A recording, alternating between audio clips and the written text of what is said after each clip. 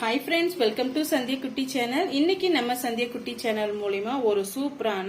mini bonda எப்படி செய்யறதுன்னு சொல்லிட்டு நம்ம டீடைல்ஸா நாம பார்க்க போறோங்க வாங்க இப்போ எப்படி செய்யறதுன்னு சொல்லிட்டு பார்க்கலாம் இந்த ரெசிபி பாத்தீங்களானா சின்ன கப்பால தான் நம்ம அளந்து எடுத்துக்க போறோம் ஆனா நிறைய குவாண்டிட்டி வருங்க இது போல நீங்க கடைகள்ல நீங்க செய்து கொடுத்தவங்கன்னா குறைந்த செலவுல அதிக முதலீடு நீங்க பார்க்கலாங்க ரொம்பவும் டேஸ்டியாவும் இருக்கும் அட்டகாசமான இந்த மினி போண்டா ரெசிபி எப்படி செய்யறதுன்னு பார்க்கலாம் வாங்க இப்ப அந்த மினி போண்டா எப்படி செய்யுதுன்னு சொல்லிட்டு பார்க்கலாம் வாங்க அதுக்கு பாத்தீங்கன்னா மிக்சிங் பவுல் ஒன்று வச்சுக்கிட்டேன் இப்ப ஒரு கப் அளவுக்கு நம்ம ஏதான ஒரு கப் அளந்து எடுத்துக்கோங்க ஒரு கப் அளவுக்கு நம்ம மைதா மாவு சேர்த்துக்கலாம் அதே கப்பால 3/4 கப் அளவுக்கு கடலை மாவு சேர்த்துக்கலாங்க 1/4 கப் அளவுக்கு அரிசி மாவு கிறிஸ்பிக்காக அரிசி மாவு சேர்த்துக்கலாம் இப்ப இது கூடவே பொடிசா நறுக்கின வெங்காயம் ஒரு கப் அளவுக்கு சேர்த்துக்கலாங்க நான் வந்து 2 மீடியம் சைஸ் வெங்காயம் எடுத்து இது போல கட் பண்ணி வச்சிருக்கேன் அதையும் சேர்த்துக்கலாம் கொஞ்சம் வெங்காயம் அதிகமா சேர்க்கும் போது அந்த ஃபிளேவர் வந்து நல்லா இருக்கும் சாப்பிட்றதுக்கு ரொம்ப டேஸ்டியா இருக்கும் இது கூடவே தேவைக்கேற்ப பச்சை மிளகாய் சேர்த்துக்கங்க நீங்க அதிகமான பச்சை மிளகாய் எடுத்துக்கலாம் பாதி அளவுக்கு பச்சை மிளகாவும் பாதி அளவுக்கு நீங்க மிளகாய் தூள் கூட ஆட் பண்ணிக்கலாம் நான் அதுக்கு பாத்தீங்களா நான் 5-6 பச்சை மிளகாய் எடுத்து இது போல ஸ்லைஸ் பண்ணி வச்சிருக்கேன் ஒரு டீஸ்பூன் அளவுக்கு நான் இஞ்சியை வந்து இது போல குட்டி குட்டி பீஸ்களை கட் பண்ணி வச்சிருக்கேன் நீங்க நசுக்கிட்டு கூட சேர்த்துக்கலாங்க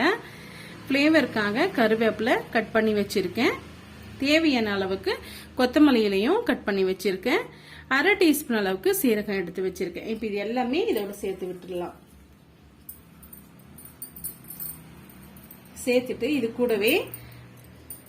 சின்ன கப்ல வந்து ஒரு 1/4 கப்பை விட கொஞ்சம் எக்ஸ்ட்ராவா வந்து தயிர் நான் எடுத்து வச்சிருக்கேங்க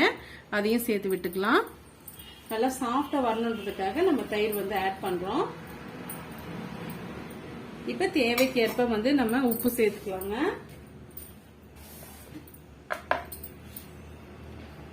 பாருங்க 1/2 டீஸ்பூன் அளவுக்கு கொஞ்சம் கம்மியா வந்து நான் சேர்த்துக்கிறேன் சப்போஸ் வந்து நமக்கு உப்பு தேவைப்பட்டதுன்னா நம்ம திரும்பவுமே சேர்த்துக்கலாம் இப்ப இதை பொரிக்கிறதுக்காக ஆயில் வந்து நான் சூடு பண்ணி வச்சிருக்கேங்க அதுல இருந்து ஒரு சின்ன குழிக்கரண்டி அளவுக்கு நம்ம ஆயில் எடுத்து சேர்த்து விட்டுக்கலாம் சேர்த்துட்டு இப்ப வந்து நம்ம கொஞ்சம் கொஞ்சமா நம்ம தண்ணி சேர்த்து பிசைஞ்சு விட்டுக்கலாங்க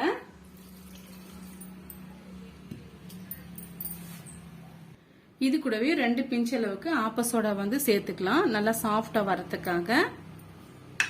இப்ப இது எல்லாம் சேர்த்து நல்லா வந்து மிக்ஸ் பண்ணி விட்டுக்குங்க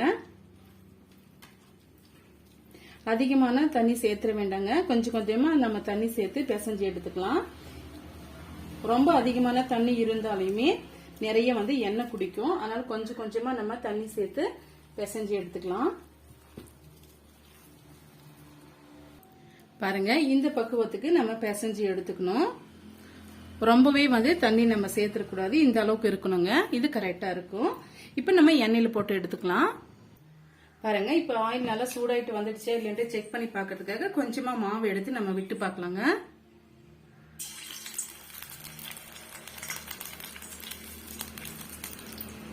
இப்ப பாருங்க மேல வந்து எலும்பி வந்துடுச்சு இப்ப இந்த ஸ்டேஜ்ல நம்ம போட்டு எடுத்துக்கலாம் இன்னைக்கு நம்ம குட்டி குட்டி போண்டாவுகளை போட்டு எடுத்துக்கலாங்க அப்பதான் பசங்களுமே ரொம்ப விரும்பி சாப்பிடுவாங்க இப்ப மீடியமான ஹீட்ல வச்சுக்கோங்க சின்ன சின்ன போண்டாவா நம்ம போட்டு எடுத்துக்கலாம் கொஞ்சம் கேப் விட்டு போட்டு விட்டுக்குங்க ஏன்னா ஃபிளஃபியா வரும்